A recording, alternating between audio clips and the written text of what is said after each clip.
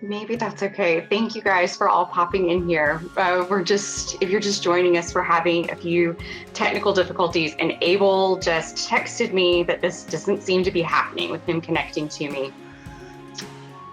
And y'all, I mean, we did everything in our power to make sure that this would happen. So, to get us both here together, it's really what we wanted to do for you guys today. Have me here to kind of talk about the tour and what it's going to feel like, and then have Abel here so that you could meet him.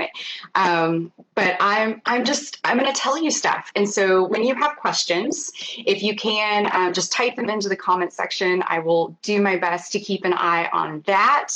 There he is, AM Israel Tours. Sorry, everyone. It is not his fault. I promise you. It's I I don't know a lot about doing social media and all that kind of stuff. And I've got some really awesome people around me who are teaching me the little bit that I do know. And I hear them get frustrated with this stuff every day. So I'm sorry that Abel is not here in picture, but he is definitely here with us. And so I will just go ahead and get started and say that I'm Amanda Haley, which you probably know if you're here already. And I am the red-haired archaeologist. I wrote a book that came out back in 2019 that is about a tour of Israel that I took with my family. I had gone out that year and dug at Tel Shimron, which is a site in Galilee. And after it was over, my parents and my husband flew out to join me. When I was in graduate school, I worked part-time for someone who ran a tour company, and that gave me just enough confidence to think that I could schedule a 2-week tour of Israel for myself and my parents and my husband. And so I did that, and we rented a car, and for 2 weeks, we drove around the state of Israel, seeing all of the important historical sites, all the archaeological sites that I really love, a lot of the sites that are important to Judaism and Christianity, and even a few that are important to Islam. And that turned into the book, The Red-Haired Archaeologist Digs Israel. And once it came out, friends and readers started reaching out to me and asking if I would ever do that tour on a larger scale. And I was really encouraged by everybody asking me that. I thank you for being interested in doing something like that with me. Because of my background and because of the experience I had with my family, I knew that I am not capable of doing this for a group larger than could fit into one vehicle. And so for that reason, I am partnering with Abel Martinez. He is the co-owner of AM Israel Tours, and you see him commenting in the side over here. He has taken hundreds of people to Israel over the years, and this is what he does, and he is great at it. He's not here to tell you that he really has a heart for making sure that people can get into Israel, because he sees it, and I agree with him, as something that we are all called to do. Going to Israel is something that is going to change your life. And so anyway, I find him to be the perfect partner with this. So when we go over there, he is going to be running everything for us because he has been over there so many times. And I'm going to be your hostess. I'm going to go and talk to you about all of the different sites that are in Israel and how they illuminate the Bible. That's my passion, is helping people to understand the context of Scripture. And really, the best way that you can do that is to go over to Israel and see that stuff for yourselves. So one thing that makes my tour different from some of the others, different from a tour you may have been on with your church or something like that, is that I really focus in on the history. I am not a pastor. And while I think it's really important for us to go and see some of the sites that are important to Christianity, there are so many places in Israel that are hugely important to the Old Testament, to the Hebrew Bible, and that are also important today. That are important to the modern state of Israel and the more recent history. And so with this tour, you get to see all of that. You get to go and have a better understanding of the land of Israel, the way it was 3,000 years ago and the way it is today. It is about meeting the people who who lived there, who formed this over thousands of years of continuous occupation of this place up until today, and falling in love with them and the customs that they have. And so it's not just going over there and being educated and being on a bus and taking notes and learning, but it's also getting to enjoy this culture. The food that is in Israel is amazing. When people ask me, hey, what do you miss the most? What do you love the most about Israel? The thing that always pops into my mind first is the produce that's over there. I dream about that fish and those cucumbers. I don't know what they do, but the foods that they cook, just the warm people who live over there, they are what I love about the land as much as the history and everything else. And so that's generally my heart for it. I am curious, as everybody who is in here with us, can you just type in yes or no? Have you ever been to Israel before yourself? I'd love to have a feel for who is here with us, what kind of experiences you may have had in the past. Abel has been to Israel. That's good. I have been to Israel. I think maybe a few others have as well. So yes, David Haley, that is my husband, joining us from work. That's wonderful. Clay, Dana is my mom. Stacy, no, I would love it if you could join us. Dana and Ross are my parents. And so they and my husband are really the only people here today who have gone to Israel with me. And so I'm kind of curious. I warned them that I might ask this question, and I think they're all happy that they're not on camera with me. But I was wanting them maybe to share with the room what were their favorite parts about Israel. Maybe what was unexpected to you, or what do you miss? What would you like to experience again? Anyone who has been before, what were your favorite parts of going over there? And if you haven't been before, what is something that you think you want to do? Because the tour is set. If you go onto my website, or if you go to Abel's website, and Abel, if you want to type it in right there, then you can see the itineraries and everything that are on both of our sites. April, your question, that is an Abel question. Do you have to be vaccinated? And I am not sure of the answer to that. That's been a moving target. I know things have changed really just in the last few months with Israel. Thank you. Abel just put his website there. If you go to that site, you can see all of the itinerary, where we're going, the hotels we're staying in, places we're even going to be eating dinner in some cases. Really, the full outline is there. Okay, so Abel says no, you don't have to be vaccinated to go to Israel. I'm wondering if there's a little bit of a lag here. That's good. That's good to know. One thing I knew Abel was going to talk to everybody about was the importance of having travel insurance when we go here. And a lot of that, I think, is a result of COVID and what happened with that in the last few years, as far as quarantining and all of the things that both the US and Israel require, can put some challenges in there. I think those rules are loosening up, but travel insurance, that is something. Abel, is that on your website where they can go click and maybe read about that? I'm sorry that I don't know more about those little nuts and bolts things. While he's putting that in there, I'll say my husband responded that I'm thinking this is one of his favorite things, was sitting at the Sea of Galilee, hearing the crash of the waves and seeing how the sound travels across. I really loved that too. When you if you're a New Testament Bible reader and you read about Jesus making the choice to go out onto the Sea of Galilee to get away from the masses and speak to the people from there, when you're actually at the Sea of Galilee, you understand why. And my husband brought this up because his background is in engineering and physics and all of those things. And, he talked to my parents and me about how sound travels differently over water. And because of the way the hills surrounding the Sea of Galilee are, it would have amplified Jesus's, or anyone, it amplifies your voice so that you can hear it from farther out. those are the kinds of things that it's one thing for me to say it and explain it in a scientific way. It's another thing to be there. And we have plans to picnic right there on the shores of the Sea of Galilee near Capernaum, and, you know, just be able to sit there and experience all that. Also, the wind on the Sea of Galilee is unexpected. The Sea of Galilee is actually a lake.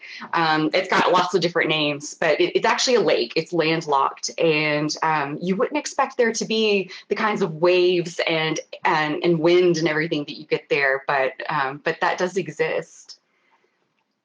Let's see. My mom responded that she loved our trip to the Golan Heights, wineries, special attention given to us, like making fresh food to have with their wines. We're going to do this again too. This trip is a very active trip. And I know Abel talks about how he encourages everyone who goes with him to start exercising, start walking, and get to where you can comfortably walk 3 miles a day, which maybe sounds like a lot, or maybe you're a marathon runner and that's absolutely nothing. But I know that after the holidays, I'm probably going to have to retrain myself for some of that. But we're going to be doing a lot of walking, and a lot of Israel is really up and down and up and down. And when we go to some of these dig sites, they're on tells, and tells are just really giant hills. And so you'll encounter places that, you know, there's a lot of elevation change, and it can be tiring. And so what I've tried to do with the tour is work in some days of things that are different. So you're not just constantly going up onto a tell, looking at an archaeological site, eventually going, oh, yay, more rocks, and then walking back down. I don't want you to have that experience, because this is a vacation too. This is a time for you to enjoy all that great food and enjoy those people. And so one day we're going to go up into the Golan Heights, and we're going to do a tour of vineyards. We're going to tour a vineyard and then go to a winery, have a wine tasting there. They're going to do, I believe, a charcuterie, prepare some things for us, have some local honey from the Golan Heights. And we're going to, I believe there's a Jeep tour that's involved too, where you get to drive through the countryside of the Golan Heights. The Golan Heights are north and northeast of the Sea of Galilee. They're up, if you go to the extreme north, they're up on the Syrian border. It's a very different terrain than maybe what you picture most of Israel being like, because it's very green. It's really, it's such a beautiful place. And so we have this day fit in there where we can go and learn about viticulture. And it's not just an excuse to go to a vineyard and drink wine.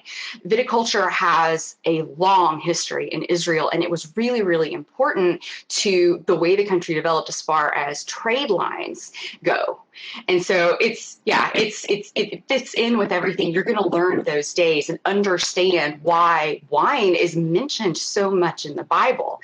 There are theological reasons, but there are really practical reasons too, because it was such an important cash crop for Israel, even in antiquity. And it's starting to become like that again today. The wine that comes out of that region, the region is really similar to the Bordeaux region of France. And so the wines that are coming out of there are some of the best I've ever tasted in my life. So that's a nice break. That's a nice breath that I think that we have in the tour, that is apart from hiking through archaeological sites and all of that kind of stuff. My dad said the favorite places I have are varied for me. So here are 3. The Tomb of the Patriarchs in Hebron, a luncheon at a winery in the Golan Heights, and then he said the streets of Nazareth. Not. The Tomb of the Patriarchs in Hebron is amazing. This is another centerpiece of the tour for me. Whenever I'm invited to speak somewhere, if people have read the book, that is probably the first question I get, is about Hebron, because Hebron is the largest city in the West Bank, and it is divided. There's 2 different regions, H1 and H2. And if you hold an Israeli passport, you can only go into one side. If you hold a Palestinian passport, you can only go into the other side. And with the exception of holy days, the twain do not meet. Well, that line between H1 and H2 runs directly down the middle of the Tomb of the Patriarchs, which is this giant building that was built by Herod the Great. It's over 2,000 years old, and it has been in continuous use as a religious facility since then. It is apparently, supposedly, traditionally said to have been built over the cave of Machpelah, where all of the ancestors were, Abraham and Sarah and all of them were buried. And so we get to go into Hebron one day, and actually, because of a partnership that another company called Abraham Tours has, that we'll have two guides. We'll have an Israeli guide and a Palestinian guide, and we'll spend half the day with one and then cross over the border half the day with the other. So we get to see both sides of that building, which is not something a lot of people get to do. And then we also get to spend time on both sides and going to the bazaars in both cities and learning a lot really about the more recent history of Israel and Palestine. So that's something that I think is really important for understanding Hebron as it is today. But then also, Hebron's not a huge deal in the New Testament, but it is so important to the Old Testament, not just because of the cave of Machpelah, but that's also where King David had his first capital for 7 years.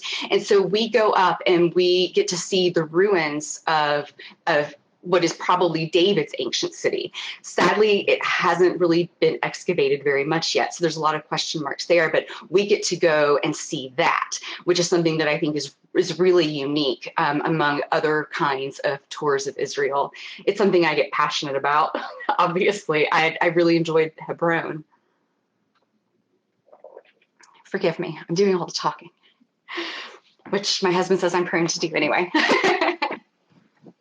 And my father teases me with number 3 there, the streets of Nazareth. We will go to Nazareth. This is obviously a city that is important to Christianity. We will go to the Church of the Annunciation, the Catholic Church of the Annunciation, and maybe a few other sites. Honestly, we haven't totally nailed all of that down yet. But when I went there with my family, we had rented a car. And I was driving because my visa was slightly different because I had been there longer. And so I was the one doing all the driving, which my husband did not appreciate.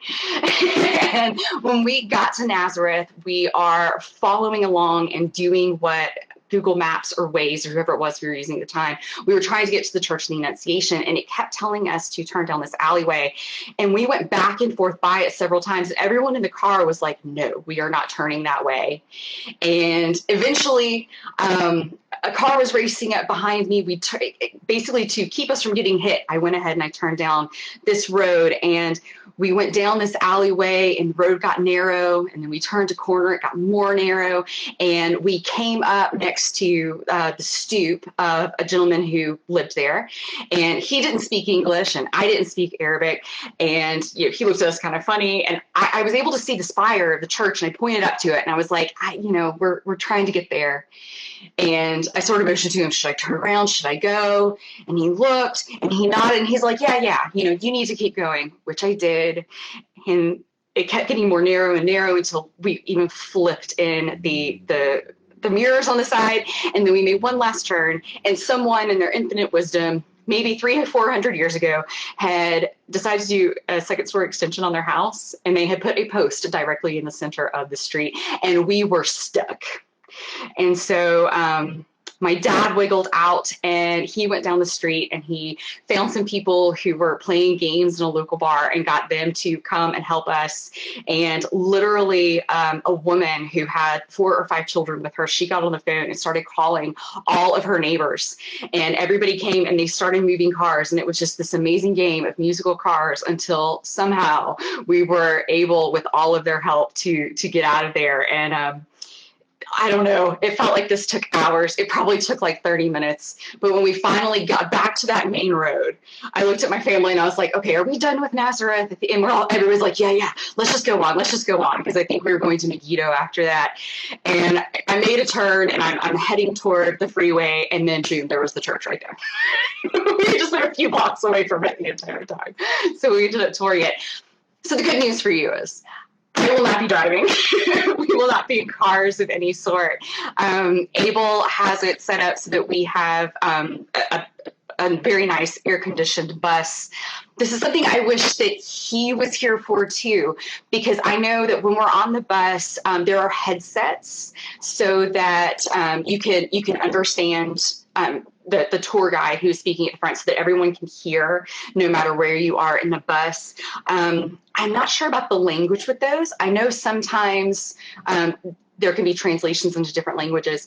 We're going to have a professional tour guide with us the whole time. So you get Abel, the tour operator, who is going to make sure that everything runs smoothly and that we are kept safe. And, if something happens and someone gets sick, he's going to know what to do. If a flight out of London is late one day, he's going to know how to hook everybody, up with the rest of the group. That is what he is there for, is to make this as smooth for everyone else. But then we're also going to have a professional tour guide. And in Israel, tour guides literally go to school to do this. And they're going to know absolutely everything and have all the details on the tip of their tongue. Well, so that person, so that you can hear them talking, or I guess if I talk over on the bus too, there are headsets that are involved.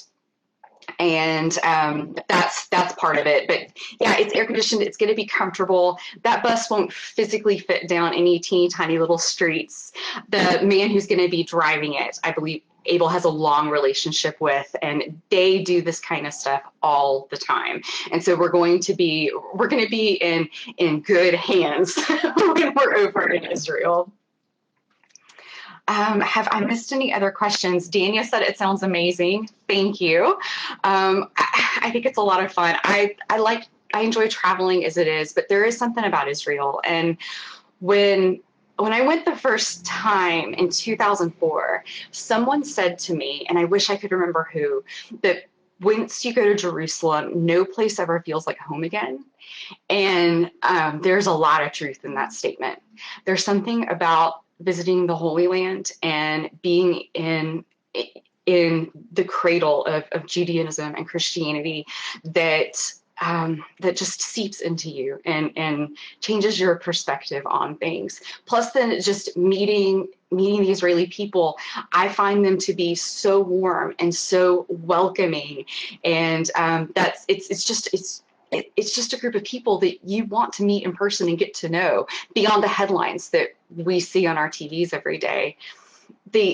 Here in the US, and I think maybe in the UK, we tend to get the bad news that comes from over there, and it tends to be little bitty sound bites. And Israel is a full and vibrant country. It is very, very safe. Oh, let's see. So my mother said that she loved En-Gedi, the nature reserve, and Abel just responded that he agreed that En-Gedi is amazing. I am excited to go back there. So En-Gedi in the Bible is where Saul is up in a cave, and he is using the facilities, if you will, and David comes, creeps in behind him, and cuts the corner of his cloak off as a way of being able to say to him, I was this close. I could have killed you, but I didn't. And that happened in En-Gedi. It's an oasis. And so no matter what time of year you go, water is flowing. But one thing that'll be new and different about the tour for me is that I've only ever been to Israel in June, July, and August. And so we're going to be there in May, which is still spring, and everything is going to be green and lush and in bloom. And so I'm really excited to see En-Gedi and really to see all parts of Israel at a different time of year. That's going to be new and different for me. But En-Gedi has amazing places you can hike to. I mean, it's an oasis. It's absolutely beautiful. You can hike flat, you can hike up and down, all of that. And if we end up with a group of people who love hiking, maybe we can work some of that into our day there. It is amazing, he says. Very beautiful country. Abel also said that it's a very casual country. Yes, that I absolutely agree with that. After digging in 2019, most of my clothes were still dig clothes. In fact, if you've ever seen any pictures that I posted of myself from there, I'm in like t-shirts that, if you look closely, have like dirt smeared on them. And they were clean, just maybe a little stained. But I mean, I was able to, be somewhat comfortable in whatever, as we were hiking and doing those kinds of things. Does anyone else have any questions? Abel, are there other things that you and I talked about that we were going to try to address today that I haven't gotten to? There probably are, because I've just gone off the top of my head. But I do see we've been doing this for almost 30 minutes. I don't want to keep everybody absolutely forever. I'm just really eager to share my passion for the country, let you know how excited I am about it, and invite you to come do this with us. David just said, does the cost of the tour include flights? Yes. Thank you. That is an excellent question. Mostly the answer is yes. So Abel has set it up where we're going to be flying El Al, and we have 2 base cities. And so because a lot of my readers and listeners are actually based in the UK, we have reserved a certain number of seats that are actually going to be flying out of Heathrow, and then another set of seats that are going to be flying out of JFK. And so the price includes the international flight from JFK to Tel Aviv or London Heathrow to Tel Aviv. So like I live in Chattanooga, Tennessee. We would need to get ourselves to JFK, and then everything is covered from there. This, I think, makes it easier if everyone in the group, or if everyone in the group is coming from just 2 destination cities instead of a lot of different destination cities. First off, you meet each other ahead of time, which is kind of nice. But then I think it also makes the process of going through customs a lot easier when you get into Israel. Let's see, Ross, what major sites will we visit along the tour? That is such a good and basic question that I just skipped right over. Thank you, Daddy.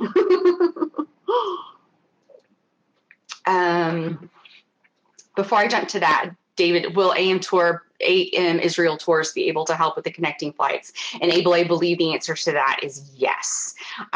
If you go to his website that he linked to in the comments earlier, all of his contact information is there. You sign up for the tour there, and then you'll be able to reach him directly. And so if you want to go through him to get that, he absolutely can do it. The itinerary itself, if you happen to have read the book, it is really similar to what is in the book. I'm going to do this off the top of my head, y'all. Here we go. So the first day is in Tel Aviv, and I wanted to make the first day in country really as easy for everyone as possible because a lot of us are going to be dealing with jet lag. So the first day is a trip to the Eretz Israel Museum that my mom mentioned right there. Also then just I believe we go to Jaffa that day and walk around the White City, and is an ancient part of Tel Aviv that is a UNESCO World Heritage Site. We take a walk through there. It is designed to be just an easy day for us all to get our feet under us. And then honestly, if people get there and they feel a little jet lagged, if you maybe don't feel like going up into Jaffa or something like that, then you're not going to miss anything. It's a good day to just feel like you're getting into Israel. After that, subsequent days, we're going to go, well, first off, in Tel Aviv, we are staying on the ocean. The hotel that Abel has selected for us is gorgeous, and it's on the Mediterranean, not the ocean. I don't think that's physically possible. I meant the Mediterranean. It's on the beach, and it's beautiful. So subsequent days, we're going to go south, and we're going to go toward the Philistine Pentapolis cities, and we're going to do a tour of Ashkelon. That's the first place that I ever dug. That is a Philistine site. It was Canaanite, and then it was Philistine, and then Ashkelon today is a thriving and beautiful city. So it's really great to see. We're going to see Ashkelon. In subsequent days, we're going to see Beth Shemesh, which is a large site that has been well excavated, and large chunks of it have been restored. We're going to see Tel Lachish, which was also very important site. In fact, I just saw something today. It came across today in my newsfeed that whoever's excavating at Lachish, they uncovered an ivory comb from Lachish that had a Canaanite engraving on it, and it is believed to be the oldest Canaanite written sentence ever to have been discovered. So Lachish also has a long history from Canaan all the way up through, it gets mentioned in Kings as the city that the Rosh was staying in. it's a very important city. So Lachish, one day we're going to go to a place called Beit Guvrin, which was a really important city, more during the Roman era. And they have this really cool program that's called Dig for a Day.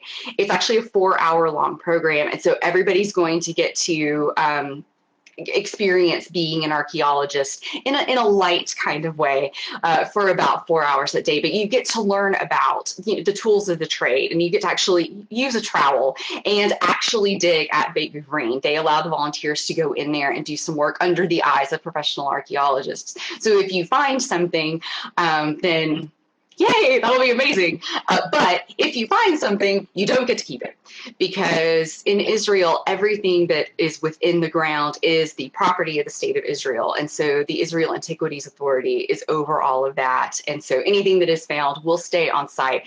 I'm sure you'll get to take lots of pictures and tell all your friends, and then just have this amazing story of being an archaeologist for a day. So that's one thing we're going to do that's different. Obviously, we're going to go to Masada. We spend we spend a half a day there, but then we don't do anything else with the Masada trip, because that is on the Dead Sea. It overlooks the Dead Sea, and it had a long history. It was built by Herod the Great, and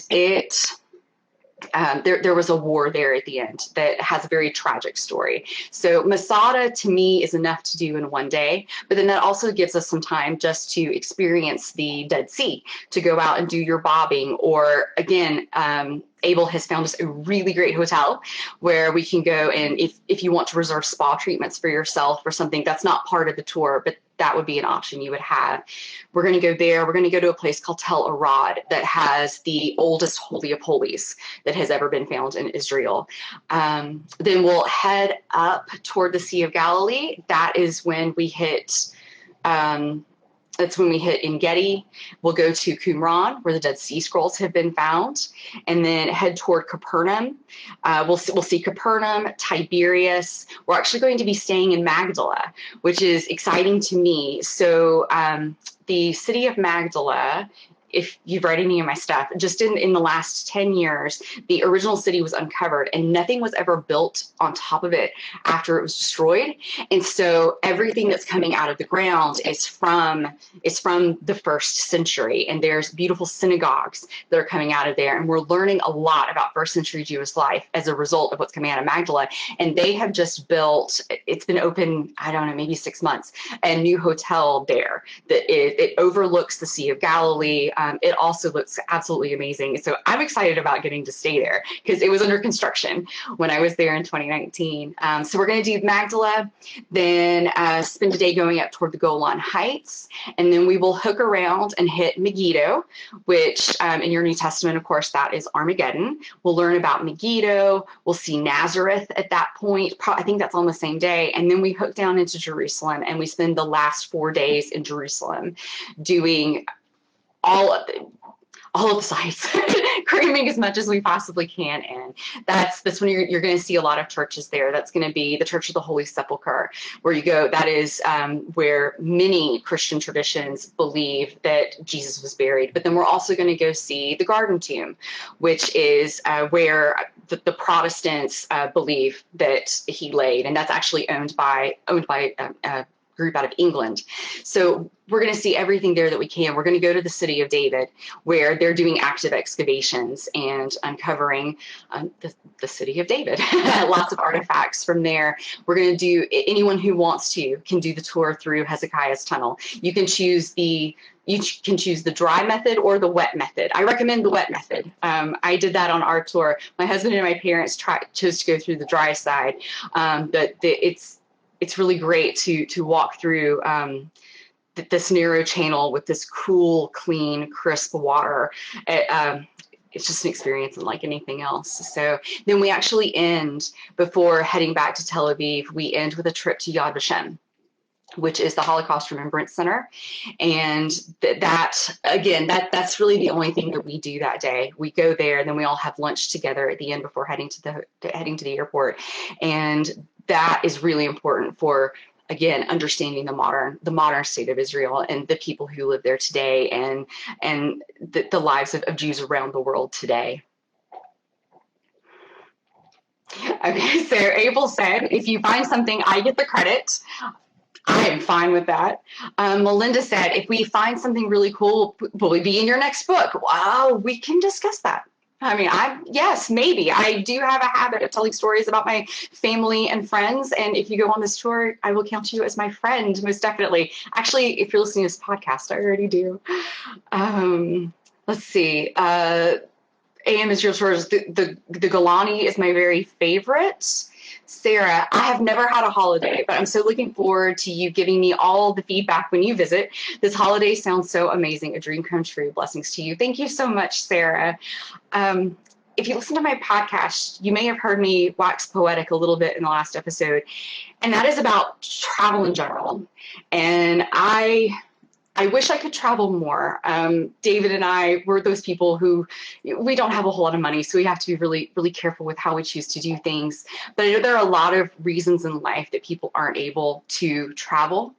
It may just be where you are in your stage of life, and you have responsibilities at home, or maybe you have mobility issues, or maybe you're just afraid to fly. Who knows? But I'm thankful that we do live in a world where I can come to you on Facebook Live and share all of this with you. And through social media, I can share pictures, and through publishing, write books, all of these kinds of things.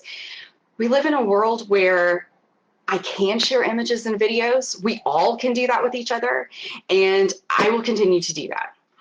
When we're over there, I'll be taking pictures and videos and streaming and sharing as much as I possibly can, because this is an experience that I think ideally is experienced in person. And I hope everyone at some point in their life has the opportunity and the capability to get over to Israel and take that pilgrimage and experience it. But if you don't, then I want to be here to help you have the next best thing.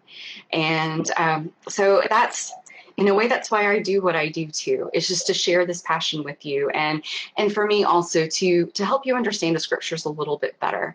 Being in Israel, understanding that ancient history changes the way that we read things, and gives us a closer connection, not just to the land of Israel, but ultimately to God. Clay, I figured out the issue on why Abel can't join you, so we will do this again soon. You did great by yourself. Thank you, Clay. I did my best. This is just me talking off the top of my head, and if you come, you'll have to endure this. I hope as many of you can come as possible. Sarah, thank you. You love my podcasts. Thank you. Thank you for your compliment. I appreciate that very much. Anyway, any other last minute questions before we sign off? I was going to try to keep it to 30 minutes. I kept it to 41, and honestly, for me, that counts as being on time. Well, after this is over, let's see, it is somehow going to be housed on my Facebook, on Abel's Facebook page. I think we're going to get it uploaded to YouTube, several places. And so if you know someone who may have loved this and you want to share it with them, you will be able to do it. Obviously, there won't be the live component, but they'll get to hear me ramble on about this tour. Abel is saying, anyone can ask me logistical questions regarding the tour. He's got his email address right there. It's easy, abel@amisraeltours.com. Come go with us. Can't wait. Well, so Melinda just reveals that she is coming on the tour. So yay! I'm really excited to have Melinda going with Abel and me. That's going to be really awesome. So yeah. Thank you guys for listening, and I hope I see you soon. And if not, I'll see you on social media, and I'll see you on Facebook pages. Thanks, guys.